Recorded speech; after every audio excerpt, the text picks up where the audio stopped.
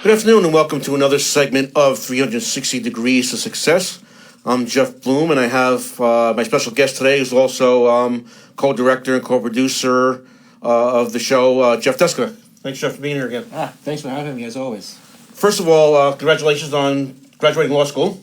Thank you. Yeah. That was just a couple of weeks ago, a couple of months ago, right? 2 months. It was May. It was May, was it May 18th? Was it May? That was about a month ago. Yeah, and actually you attended in person. I did, Jeff. but it seemed like it's been a while ago. That's the last time I saw you. And in advance, congratulations when you passed the bar in July. Thank you very much. Yeah, hopefully that will come to pass. I've been working hard on it. That's why we've had minimal interaction between then and now. That's why I haven't bothered you too much, except for sending you like funny memes on the phone and stuff to keep your spirits up. That breaks up the monotony of my day. I enjoy those.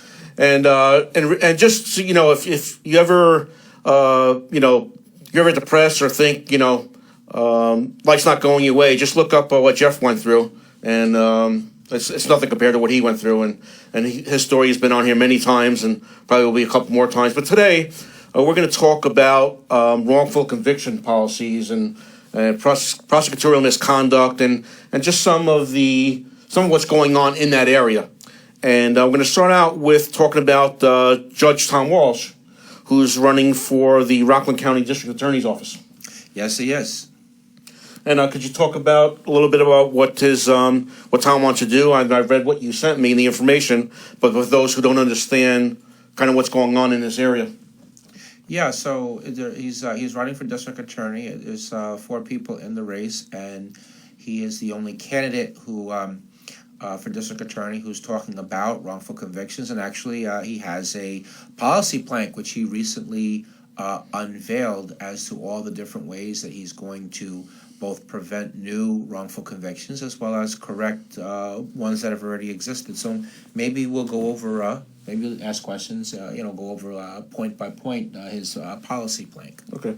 Well, it's really, I did read it, and it's really interesting. The first thing he talks about, other than supporting the commission and people being appointed to oversee things, so wrongful convictions, maybe, I don't know if everything's never 100%, but at least bring it down. He talks about there are 257 people that have been wrongfully convicted in the state of New York. Yeah, that's good. That's a lot of people. That really is. That's good enough for third. We're behind only Texas and Illinois. So one of the things that in preventing wrongful convictions that Judge Walsh would do is Brady violations, which is a big issue. And basically, Jeff, you can explain that to the audience. Sure. So Brady violations.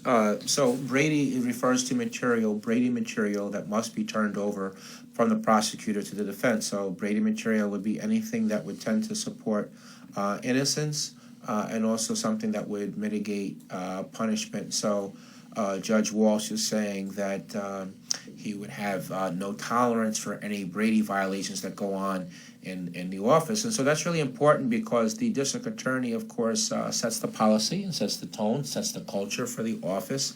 And if you have a district attorney on top that is allowing prosecutors to get away with it or even encouraging it, well, that can certainly increase the pervasiveness of that.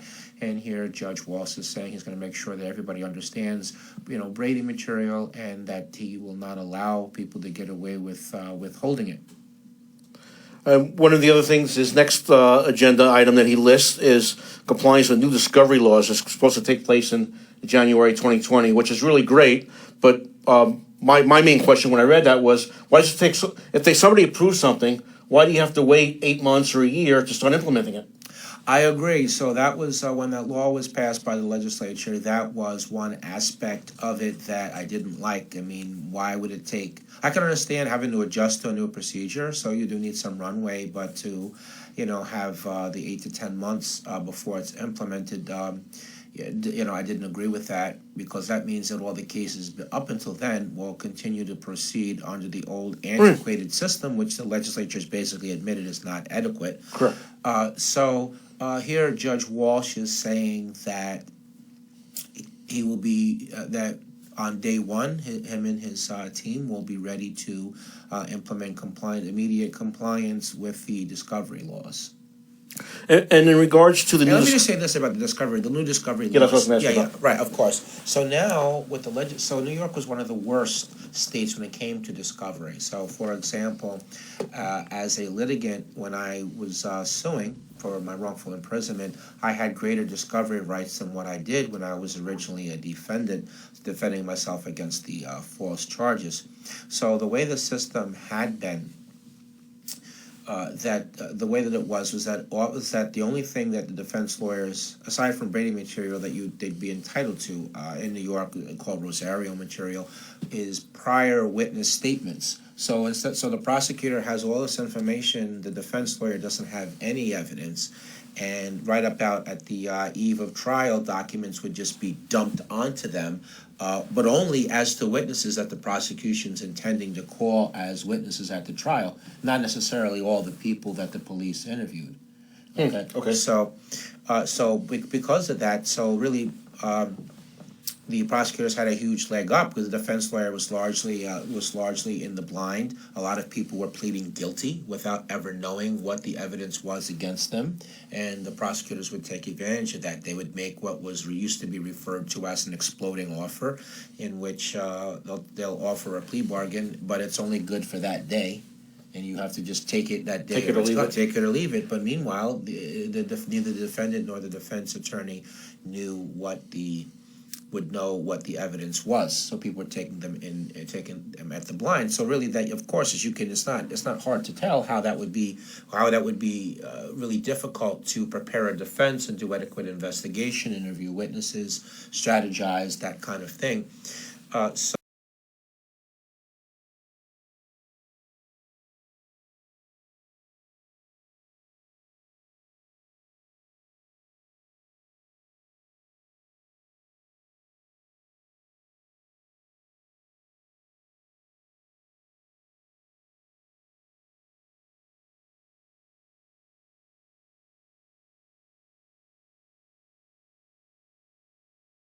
So So now they have to turn this over earlier, it basically? has to be turned over immediately.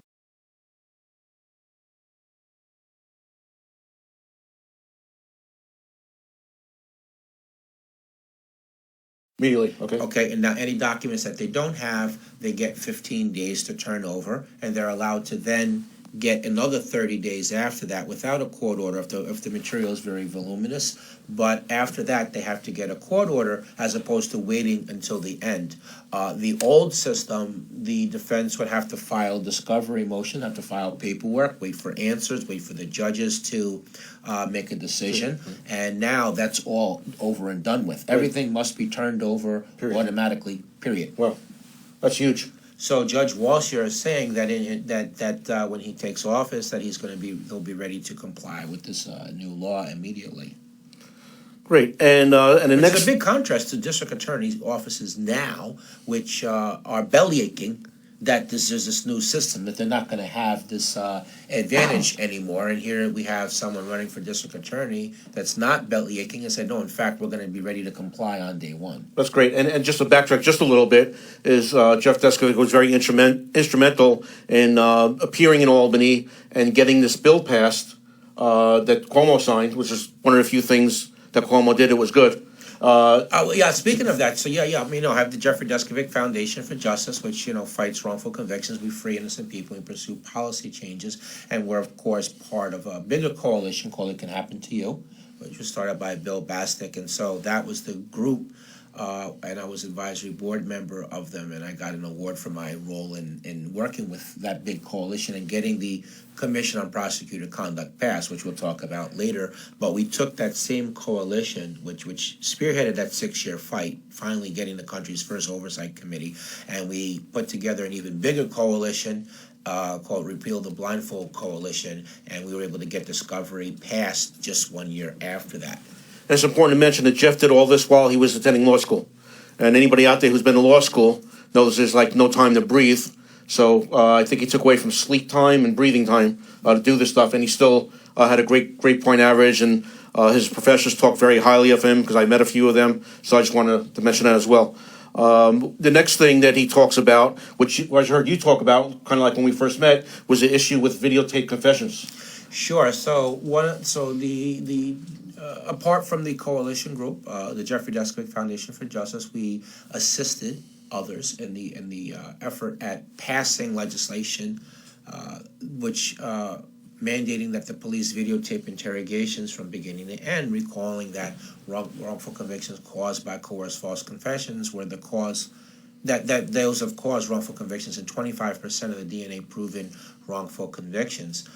So what happened though is that although that law was passed, it came out watered down, Jeff. So what happened is that they made an exception for second-degree murder. They made an exception for various sex offenses and also for drug offenses. And so the obvious rhetorical question is that given that false confessions are a big cause of wrongful conviction and the videotaping was supposed to prevent that, which of those other types of crimes would it be acceptable to have a wrongful conviction caused by a coerced false confession? The obvious answer should be none of them. Right. So I guess my point here is that there is a deficiency in the law in New York with respect to videotaping interrogations. Judge Walsh is saying that if he becomes the district attorney, that he's going to use his leadership position as a district attorney to encourage law enforcement to voluntarily videotape interrogations, even in those cases where they're not mandated by law. Right, and they're covered. This way everything's covered and there's no issue with that. Correct. Let me point out about covering that this protects the police. It protects honest cops against false accusations of coercion. Right. It makes for better evidence. And it would actually help the courts move cases along. So, for example, a defendant could tell his lawyer that they were coerced into confessing. The lawyer would look at the tape and come back and tell his client, no, you were not. Right. It's very clear, it was voluntary. We can't go to trial like this. Why don't you let me try to get the best type of plea bargain for you I can? And the case can get resolved quicker rather than hanging around for 6-8 months, a year, sometimes several years, going through unnecessary pre-trial hearings, litigating a confession issue which is clearly voluntary. Absolutely. And look, before I met Jeff about 5 years, 6 years ago, I never thought there was such thing as wrongful confessions. I thought if people confessed, that means they really did it. When I first met Jeff, he appeared on a friend's show of mine. Long Island Backstory. No, Chris DiMaggio show. Oh, Chris DiMaggio show. And Jeff is up there and he's talking about, and he confessed and he didn't do it. And I'm like, yeah, okay, sure, right. But I learned a lot in working with Jeff over the past 6 years. And this is the exact issue. It wasn't videotaped. He was called in at 16 years old, didn't have an attorney. I mean, we can go into that in another show because we've talked about it before. But when he told me about it, and I met other people in Jeff's circle that the same thing happened to, it happens. It's just unbelievable that it happens, really is. And then once you're in the prison system, forget about getting out in a reasonable amount of time, let alone because then the prosecutors, then it's like an ego thing, which hence works into this prosecutorial misconduct issue, where they don't just say, hey, we messed up, let's let this go and let's admit it.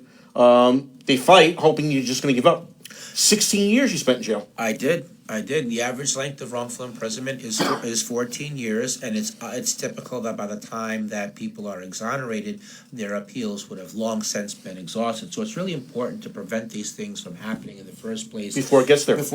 Hence videotaping interrogations, hence the deficiencies in the law, hence Judge Walsh saying, well, wait, not over here, not on my watch. I'm going to encourage police to voluntarily do the tape, even when the law is not mandating it, in order to prevent any new wrongful convictions happening on my watch. And then he talks about case evaluation and implementing a step-by-step approach.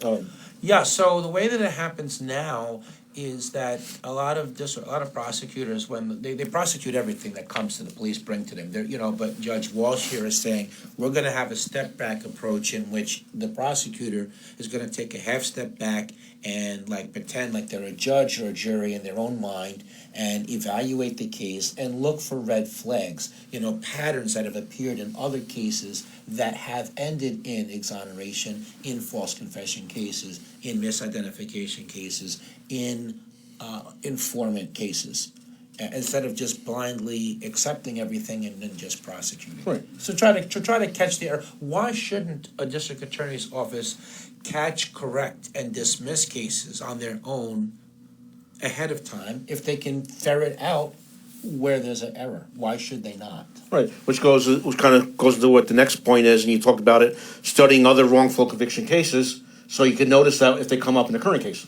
Right. So here, what Judge Walsh is saying is that any case that has ended in exoneration in Rockland County, that they will study what went wrong in that case to try to learn what could be learned from that to prevent that from happening in other cases. And of course, to carry out the step back approach, they would have to study other cases, even from other jurisdictions that haven't ended in exoneration, just to learn what the patterns are.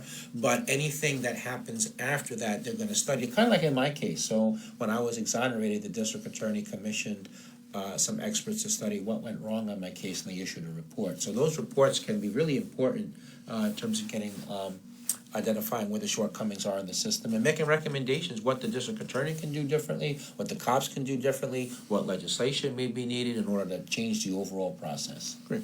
And this is something that seems to be a no-brainer and should have been implemented before we were born. But other than let's just use it, like, obviously all prosecutors aren't bad, but other than the ones that all they care about is getting a conviction, so, because that's a different category, what's the downside of doing all this? I mean, if you were to argue for the other side, if you could put yourself in that spot, do you see any counterpoints to this? Detriments. I don't, because listen, just looking at it from a taxpayer point of view for a second, if you stop just one wrongful conviction, then it pays for itself as far as recording the interrogation and the equipment. So I don't see any downside to it, no. But Okay. but that's in terms of preventing. We've talked about Judge Walsh's plank in terms of preventing wrongful convictions, but he wants to correct ones that have existed. So he has some concrete proposals here on that. Right, and then so that's what he talks about, creation of a conviction review unit. Right, so that would be, he wants to have a unit within the district attorney's office itself that would be made up of 3 prosecutors and 2 investigators, that all they would do would be reviewing cases where there's a claim of actual innocence. So to give some context, in Brooklyn, when Ken Thompson was the DA in Brooklyn, he set up a conviction review unit, and 23 people were exonerated in 2.5 years. Wow. So he wants to emulate that. So it would really be a real process versus just pushing papers or something like that. They would evaluate a case, see what has the merits, kind of like what you do when you accept a case. Correct. And then really have an investigation so they could say, hey, we did this, we checked off all the boxes, and here's what we just decided, and here's why. Exactly. That the unit could review cases that defendants bring to their attention or their lawyers, or they could look at a case on their own and really use the power of the prosecutor. I mean, they have access to the files, they can go in the field, they have the badge. They're in a much better position than defense attorneys and their staff, to correct wrongful convictions. So having a unit that actually works, because there's a lot of units that are sham units that don't do anything, and one of those characteristics of that is when that's not their job, but this is going to be their job. And the next step in this process is access to automatic DNA testing. A no-brainer. So DNA testing is referred to as the gold standard of evidence. It's only unfortunately available in 5 to 12% of all serious felony cases. That being said, there's some district attorney offices that will fight, that will not allow you to have testing. So I was trying to get further DNA testing as an example in 1997-98, and the district attorney, Janine Pirro, would not allow me to have it. And so ultimately I stayed in prison from 97 up until 2006. Crazy. And so she left office so I was allowed to get the further testing, and it demonstrated my innocence. And what would have been the harm in just acknowledging that, and because if she or somebody else felt that you were full of it, then they could say, nope, here it is, here's your DNA, Jeff. What is their goal, or what's their mindset to deny that? Right. It would either prove that somebody is guilty, which is what the prosecution's been saying all along, or someone's innocent. And if they're innocent, then they can free the innocent person and refocus the investigation on the correct person. On the correct person. Yeah, and I want to share, Jeff, that a lot of times through the further testing through the data bank, not only is the innocent person exonerated, but often the actual criminal is caught. Like that happened in my case. So they put the DNA into the data bank, and it matched the actual perpetrator, and he was subsequently arrested and convicted for the crime. Now, the next one, I want to read the paragraph because it's kind of I don't want to say it's convoluted, but I had a question about it. He talks about reviewing all cases based on non-corroborated evidence. So he will review all cases that resulted in conviction based upon evidence such as tire tracks, bite marks, shoe prints, and other unreliable sources of evidence without further corroboration. So my question when I read that was, why is that unreliable? Because it's not scientific, so there are no comparative tables. So they wouldn't be able to say, for example, all right, this is a tire track, this matches the tire track of your car. Nobody would be able to say, well, how many other vehicles could possibly have caused tire tracks analogous to that? Okay. So there's no way of knowing what the error rate is or how many cars in the world. So that's true for bite marks, tire tracks, footprints. It sounds like it would be scientific, but it's not. Really not. But it's Okay. really not. Yes, It's similar to- unvalidated science. So if somebody has been convicted based upon an unvalidated science, then they should get an automatic reversal and have a chance to have a new trial where that tainted evidence will not come in, it will not confuse the jury, and the jury can then make a decision then on guilt, innocence. Maybe a good analogy to this, even though it's not legally technical, but the movie My Cousin Vinny with the tire tracks and the tire marks. Right. That's what I thought about when you were talking about that. Sure. So- And, but I mean, hair also, I mean, your hair is not scientific. Now, you can subject hair to DNA testing, but if you're going to just compare head hairs to other hairs, Yeah, that's not- not. No, that's certainly it's Called junk science, It's pretty called much. junk science. Yes, sir. Yes, it is. All right, so in conclusion, before we get on to talking about Albany City Judge Jessica Wilcox, what did you want to say in closing about Tom Walsh? Yeah, what I want to say is that, look, Judge Walsh is the only candidate who is talking about wrongful conviction. He has this fairly comprehensive plank, and I think that the issue of wrongful conviction is extremely important. I love his ideas and his plank. And it's amazing that he's the only one talking about this issue on his platform.